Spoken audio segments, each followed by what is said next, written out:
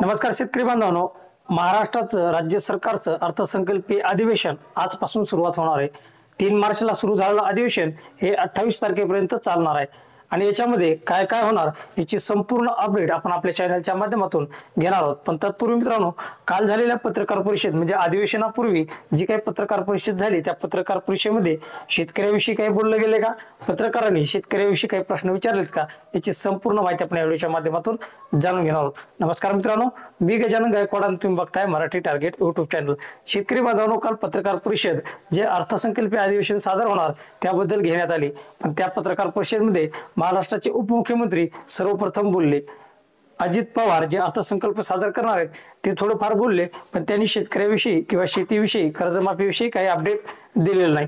त्यानंतर महाराष्ट्राचे दुसरे उपमुख्यमंत्री एकनाथजी शिंदे यांनी बोलायला सुरुवात केली आणि जुन्याच योजना ते सांगत बसले। आम्ही हे केलं, आम्ही ते केलं आणि त्याच्यात नवीन असं काही बोललेच नाही। थोडीफार लाडकी बहीण योजनेबद्दल बोलले, पण त्याचाही काही लाडकी बहीण योजनेचा अपडेट त्यांनी दिलेला नाही। त्यानंतर महाराष्ट्राचे मुख्यमंत्री माननीय श्री देवेंद्र फडणवीस यांनी बोलायला सुरुवात केली आणि बोलतच राहिले आणि थांबलेच नाही। आणि त्याच्यामध्ये फक्त एवढंच त्यांनी शेतकऱ्याविषयी बोलले की आम्ही सोयाबीनची जी खरेदी केली ती इतकी मोठी केली की त्याचा इतिहास झालाय आणि आता सोयाबीन खरेदी करत असताना आमच्याकडे गोडाऊन शिल्लक नाहीये आणि तुरीसाठी आम्हाला नवीन गोडाऊन घ्यावं लागेल।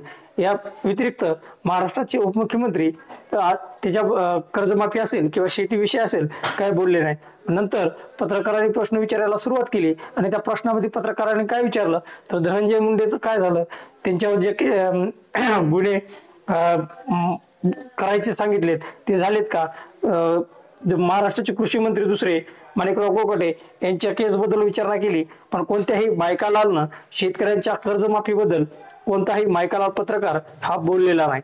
मग पत्रकार फक्त त्यांच्या त्या हसण्यामध्ये व्यस्त होते आणि फक्त जे काही इकडे तिकडे प्रश्न आहेत जे सामन्यामधून तुम्हाला प्रत्युत्तर द्यायचंय का, सामनामध्ये असे बोलले, संजय राऊत असे बोलले, विजय वडेट्टीवार असे बोलले, काँग्रेसचे नेते तुमच्या चहा पाण्याला आले नाही, त्यांनी बहिष्कार टाकला, जेवणाला आले, या व्यतिरिक्त त्यांनी कोणताच उल्लेख शेतकऱ्यांविषयी किंवा शेतकऱ्यांचा प्रश्न हा कोणत्याच पत्रकाराने मांडलेला नाही।